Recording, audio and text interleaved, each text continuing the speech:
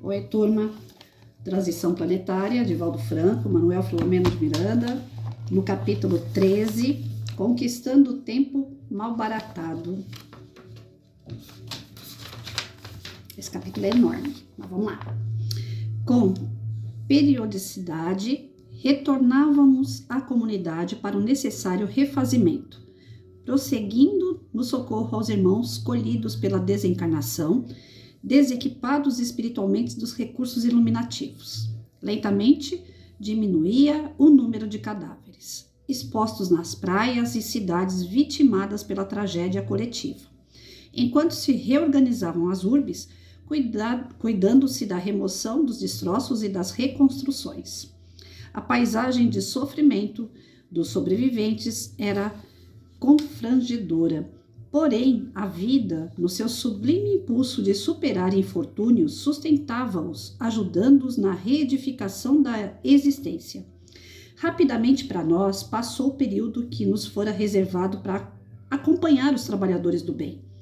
E deveríamos, Ivon e nós o outro, retornar à nossa esfera para outros compromissos que nos aguardavam dentro das linhas direcionais da conferência do benfeitor que viera da constelação das Pleiades.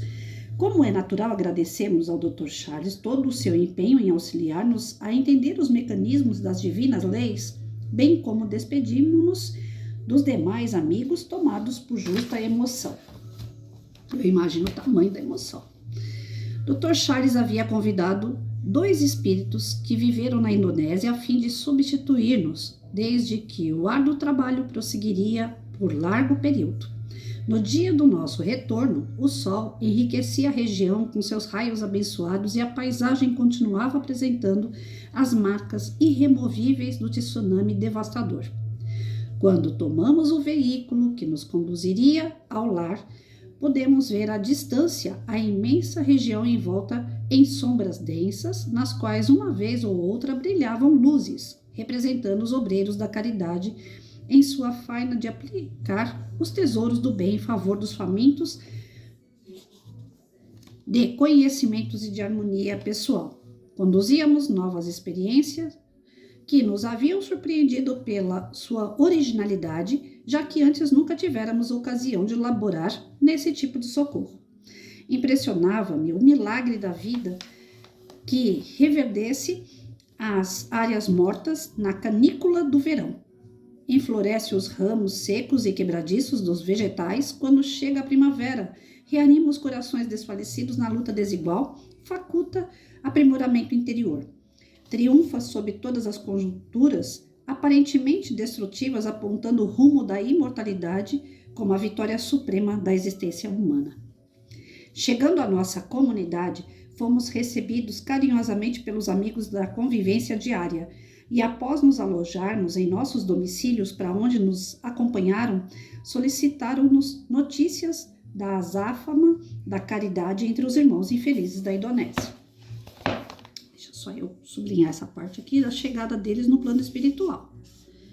Então, eles deixaram o trabalho, já fizeram a parte deles, e agora eles retornam ao mundo espiritual. Na medida do possível, narramos as experiências edificantes e as lições absorvidas, especialmente em torno da fraternidade entre espíritos aclimados e credos religiosos diferentes, porém unidos pelos mesmos sentimentos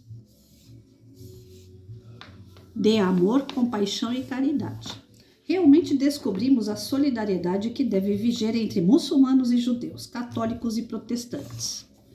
Ou seja, religião nenhuma faz diferença quando se precisa um do outro, né? O que nos ensejou inefável alegria interior, redescobrindo a sabedoria divina em tudo pulsante, assim como o poder da solidariedade fraternal que se não submete aos caprichos rigorosos do ego apaixonado. Em nossa comunidade, estagiavam periodicamente espíritos de diversas procedências, trabalhando conosco sob o clarão do pensamento de Jesus e de Allan Kardec, superando os impedimentos dogmáticos das suas crenças antigas e adaptando-se ao padrão universal, distante de siglas e de terminologias, mas sempre idênticas pelos objetivos elevados e as propostas libertadoras.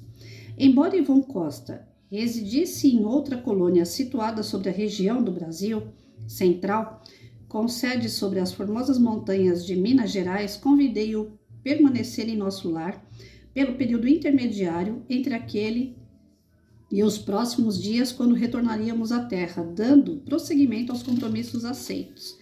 Compreensivelmente, o intercâmbio entre as colônias espirituais é constante e natural, qual acontece na Terra entre as diferentes comunidades que se sustentam e confraternizam. Embora cada qual possua suas próprias específicas características, todas operam em favor do desenvolvimento moral dos seus habitantes desencarnados, preparando-os para os cometimentos futuros nas reencarnações abençoadas.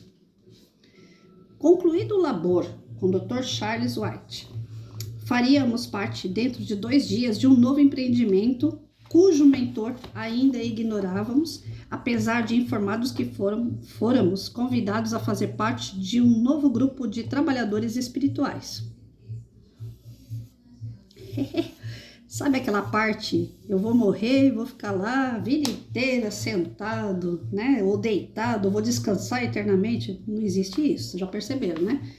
Mal chegaram lá no campo espiritual, já tem outra missão para eles. O repouso para nós é constituído pela renovação das energias para aplicações edificantes, revitalizando-nos e auxiliando-nos a melhor entender cada vez mais as lições da vida, ampliando os horizontes de serviço ao próximo, no que redunda serviço a nós mesmos. Né? Essa de dormir até mais tarde, que nem a Patrícia gosta, esquece. Aqui eu tô de férias. Desse modo, é um pouco diferente o repouso vivenciado pelos espíritos em relação àquele de que tem a necessidade dos encarnados, que também se renovam, readquirindo forças e equilíbrio para os compromissos da evolução dentro dos padrões orgânicos em que estagiam. A vida não cessa de vibrar, o que, se acontecesse, reduziria tudo ao caos do princípio. Necessário, portanto, agir, conquistar o tempo anteriormente mal baratado nos comportamentos equivocados, nas lutas do egoísmo, na incessante busca do prazer. De alguma forma, aguardávamos o momento de conhecer detalhes da nova programação com alguma ansiedade. O êxito resultante do cometimento concluído estimulava-nos a aguardar os novos desafios com alegria e gratidão aos céus. Aqueles que pensam que após a morte os justos repousam equivocam-se, porquanto em todo o universo vigora somente a lei da ação e da edificação.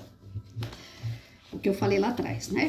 Então, quem pensa que vai ter o sono eterno aí, vai descansar, esquece. Ninguém vai descansar não, gente. Nós vamos chegar do outro lado lá, vai se preparar para trabalhar ainda mais.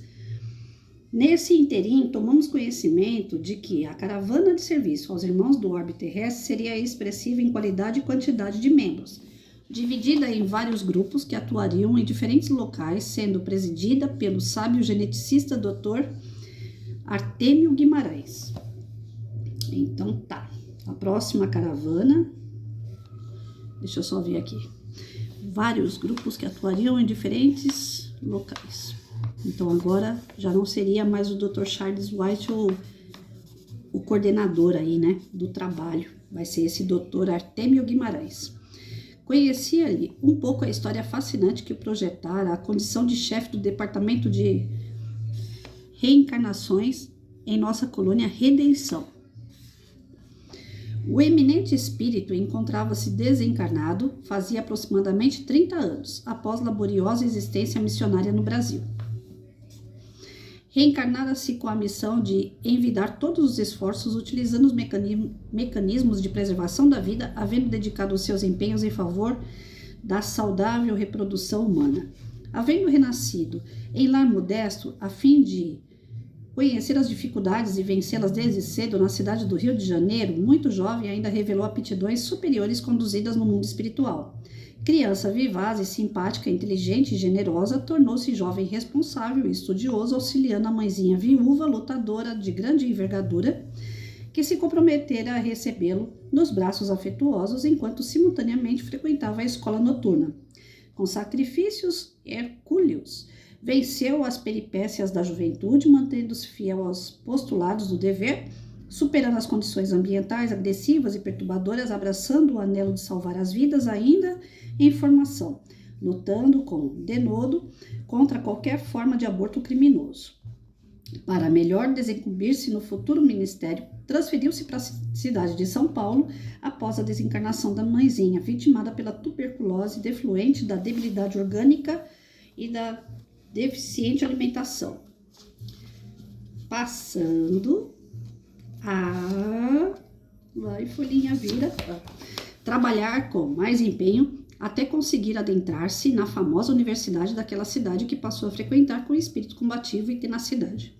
Havendo-se identificado com nobres mestres de medicina, verdadeiros apóstolos que têm passado pelo augusto educandário de muitas gerações de cientistas e profissionais honoráveis, dedicando-se ao estudo da biologia, da embriogenia, integrando-se no grupo de afeiçoados à nascente engenharia genética.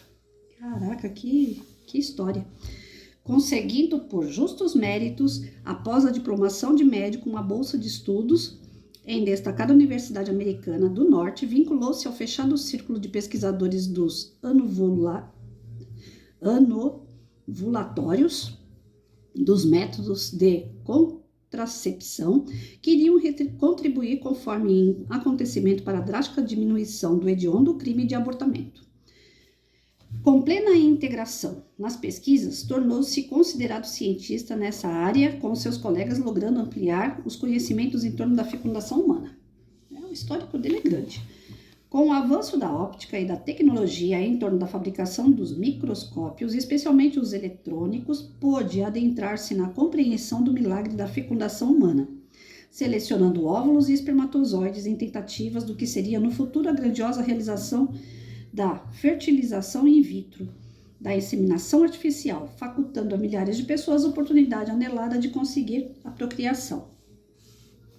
À medida que ocorria a maior conscientização da sociedade em torno dos usos dos anticonceptivos, lutando contra o fanatismo de alguns segmentos religiosos intolerantes, tomou conhecimento dos estudos profundos em torno do DNA e da provável futura decodificação do genoma humano, mas não teve oportunidade de ver concluído esse extraordinário projeto, cujo primeiro rascunho foi apresentado ao mundo por primeira vez em junho de 2000 e confirmado mais tarde, em abril de 2003, por ocasião da comemoração dos 50 anos da descoberta da dupla hélice do DNA, pelos cientistas Dr. James Watson e Francis Crick.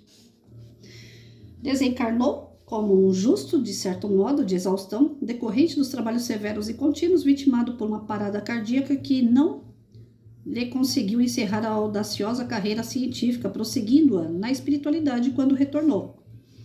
Todo o conhecimento adquirido aqui não foi em vão, né? Ele carrega isso no espírito para o plano espiritual, a fim também de continuar contribuindo com a ciência.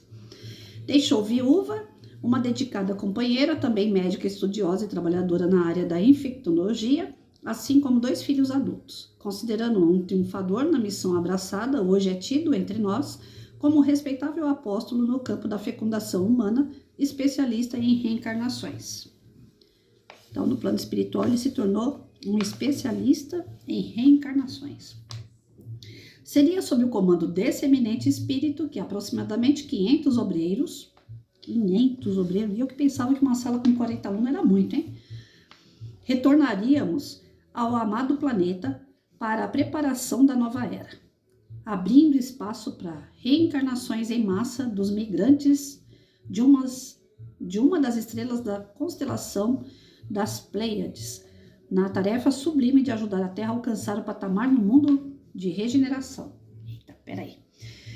Seria sob o comando desse eminente espírito, isso aqui é muito importante, retornaríamos ao amado planeta para a preparação da nova era, abrindo espaço para as reencarnações em massa dos migrantes das estrelas da constelação das Pleiades, na tarefa sublime de ajudar a Terra a alcançar o patamar de mundo de regeneração. Ou seja, que tarefa, hein? Trazer espíritos novos para cá para ajudar a evolução do nosso planeta. É certo que outras equipes já nos haviam precedido. Para esse mister, muitas outras conquistariam diferentes países do orbe terrestre e, mesmo nas terras abençoadas do Cruzeiro do Sul, incontáveis laboriosos servidores de Jesus cuidariam de realizar atividades semelhantes. Ou seja, não é uma equipe responsável por isso, lógico, né, gente? Isso aí é óbvio. Nós éramos apenas um ensaio em experiência profícua, quase nada, embora portadores de significado espiritual. Então, eu vou parar por aqui.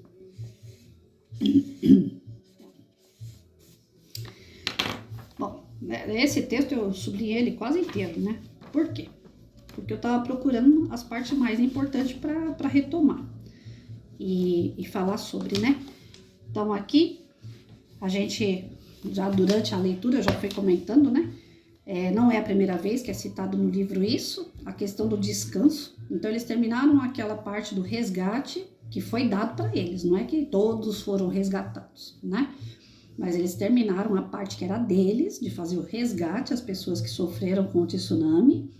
E quando terminaram a parte deles, voltaram para o campo espiritual. Lá no campo espiritual, eles descansaram, entre aspas, porque lá não tem essa de deitar e dormir eternamente. Lá tem o descanso das energias, né? A revitalização disso para novas tarefas. Ou seja, só vai lá, limpa tudo aquilo que estava ruim, porque, querendo ou não, a espiritualidade, por mais que seja superior a tudo que se passa, eles também têm sentimentos, eles também têm as sensações que ficam impregnadas neles, né? Então é feito toda uma limpeza neles, todo o refazimento deles, para que novas tarefas apareçam. E logo em seguida já apareceu uma outra.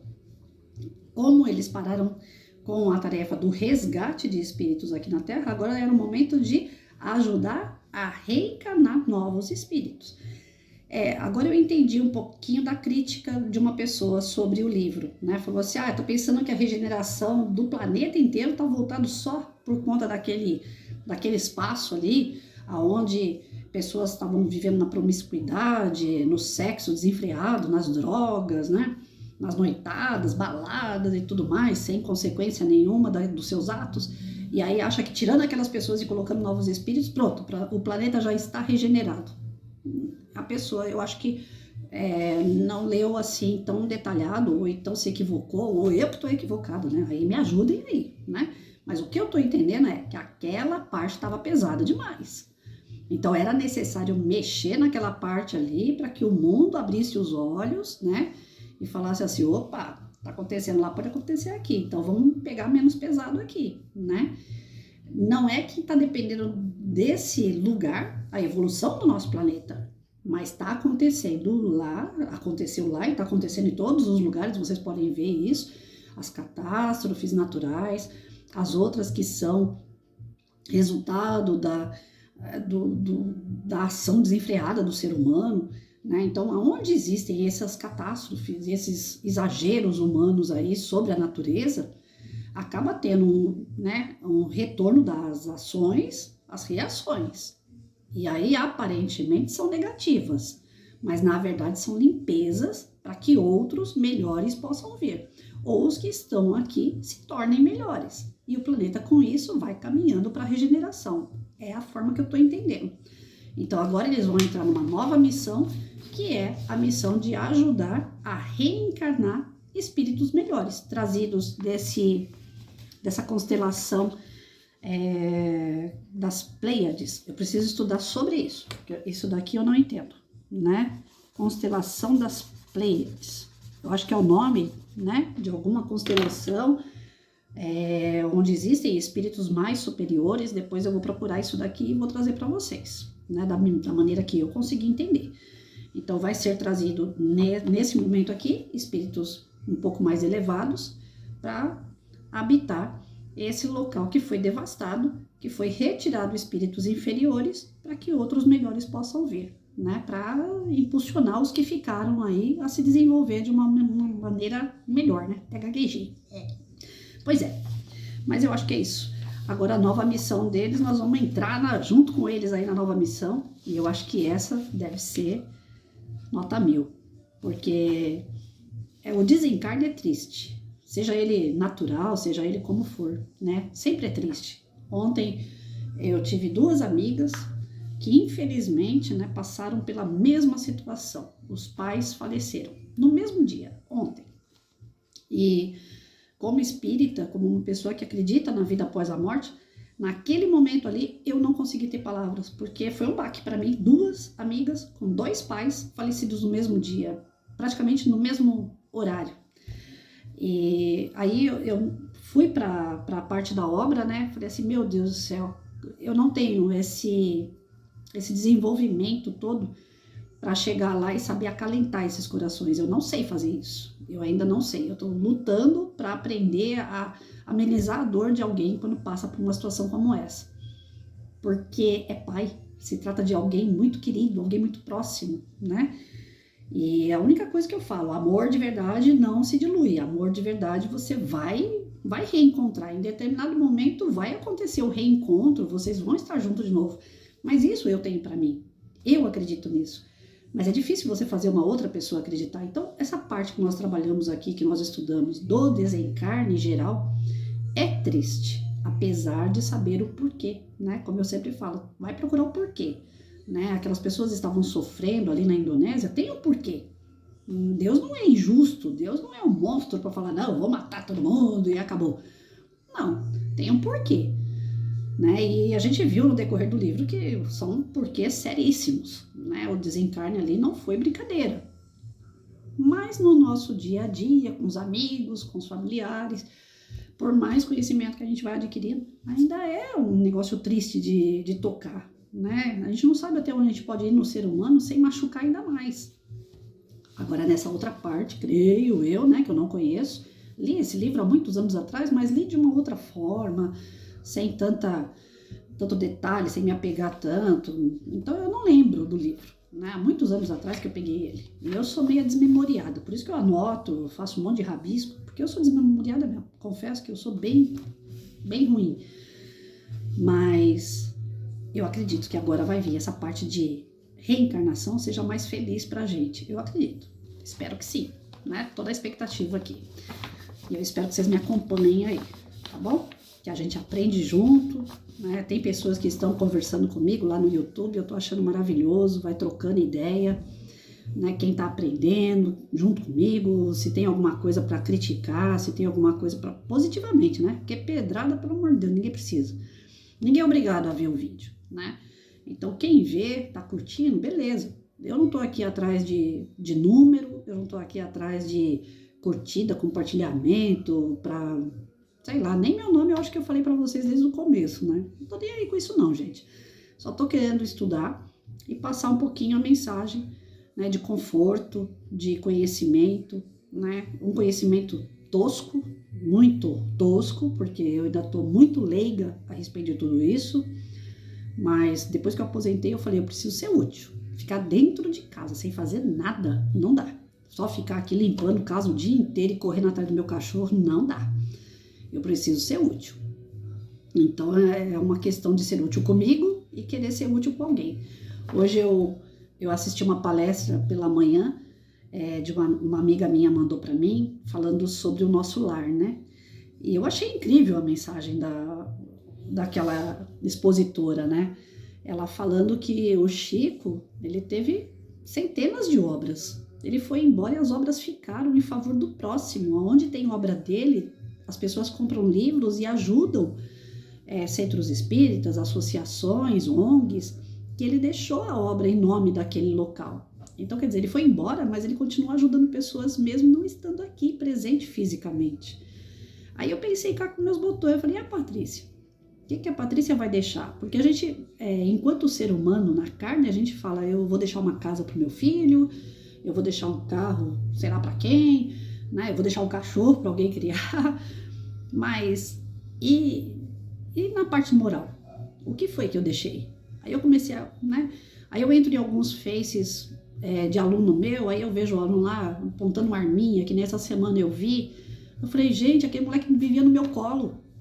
Vivia arrastando atrás de mim, me ajudando em tudo, era um menino super amoroso, agora tá lá no Facebook, lá mostrando a arminha, lá, que negócio é esse? Será que eu não consegui influenciar a vida desse menino em nada? Absolutamente nada. Não aprendeu nada comigo. Aí eu sou muito retrógrada, né? Eu sou muito quadradona. Aí eu vejo o aluno lá que tá fumando narguilé, o outro tá usando mini saia, andando com o peito de fora. Aí eu fico triste com essas coisas, acaba comigo. Porque eu falo, tá, vocês vão falar pra mim assim, mas é a escolha deles. Pô, mas e eu? E o trabalho que eu fiz em cima dessas criaturas? Não deixei nada. Porque a gente não quer deixar casa, cachorro, carro. Eu não tenho essa pretensão. O que ficar aí ficou. Quem quiser que se mate pelo que ficou, pelo pouco que ficou. Porque eu também não fiquei preocupada em construir obra, não. Eu fiquei preocupada comigo, em construir alguma coisa comigo. E de mim partindo para outras pessoas, o melhor que eu pudesse deixar. Mas hoje, assistindo aquela palestra, eu me senti desse tamanho, assim, eu não estou deixando nada, nada, porque um ou outro aluno a gente vê dando continuidade, estudando, fazendo uma faculdade, se formando, e eu fico feliz pra caramba com isso. Mas tem outros que não, que pararam naquilo ali e vão ficar naquilo ali. E aí? Não deixei nada de bom? E a gente precisa deixar. A gente precisa estar do outro lado e ser lembrado do tipo assim, a Patrícia não tá aqui, mas foi ela que fez isso. Agora a gente só tá dando continuidade. Ai, como eu queria que isso acontecesse, mas eu sou muito pequenininha ainda, não soube trabalhar com vidas de forma de que elas, por isso que falam, né? Na vida a gente tem que plantar uma árvore para deixar sombra para os outros, a gente tem que escrever um livro para que as pessoas leiam e entendam, né, e aprendam com esse livro. Eu não vou saber fazer nada disso. A árvore que eu plantei foi na porta de uma escola, já detonaram ela, já não tá lá. A árvore que eu tenho na porta da minha casa, eu vivo podando ela para ela não crescer muito, para não atrapalhar a vida de ninguém. Eu tenho medo dela espetar as crianças na rua ou o próprio vizinho. Livro, se eu mal consigo ler direito, que dirá escrever, né? Eu sou ruim, aquela professora muito tosca. Eu não sei, a única parte que eu poderia estar contribuindo seria essa daqui. Aí eu peguei ontem à noite, eu estava postando nos grupos de espíritas que tem em Face, de repente veio uma notificação para mim lá, que eu estava proibida de postar nos grupos. Eu falei assim, uai, mas por que eu tô proibida se eles me aceitam, né?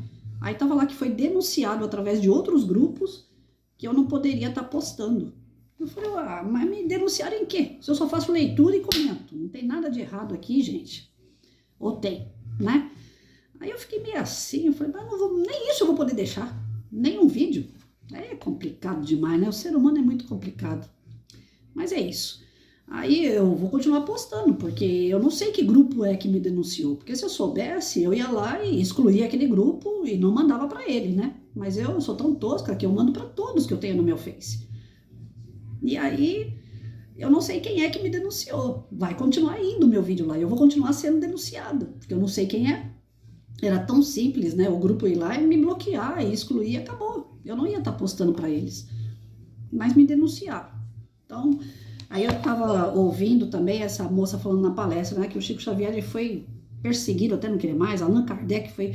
Eu não sou nenhuma dessas glórias aí, eu sou só a Patrícia. E já começou, né? A caça às bruxas aí. Que eu consiga ficar aí na área, porque isso aqui me faz muito bem. E eu espero que faça bem a vocês, tá bom? Fiquem com Deus.